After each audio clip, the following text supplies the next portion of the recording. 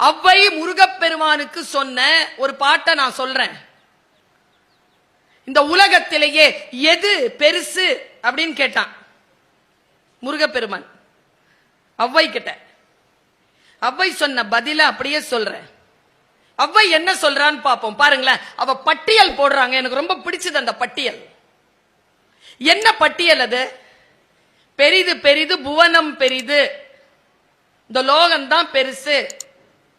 பெரிது பெரிது புவனம் பெரிது. அப்போ உலகத்தை படைச்சவன் பெரிது பெரிது புவனம் பெரிது. புவனமோ நான்முகன் படைப்பு. சரி, நான்முகன் தான் பெரியவனா? நான்முகன் திருமால் உந்தியில் பிறந்தோன். திருமால் தான் பெரியவனா? அப்போ திருமால் அலைக்கடல் துயின்றோன்.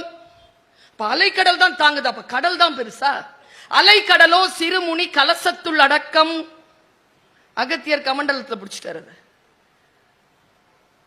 சிறுமுனி கலசமோ புவியில் சிறு மண். புவியோ அரவினுக்கு ஒரு தலைபாரம். அறவோ உமையவள் சிறுவிரல் மோதிரம்.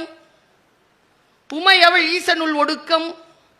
ஈசன் தொண்டருள் ஒடுக்கம். தொண்டரின் பெருமையை சொல்லவும் வேண்டுமோ? தொண்டுதான் பெருசு.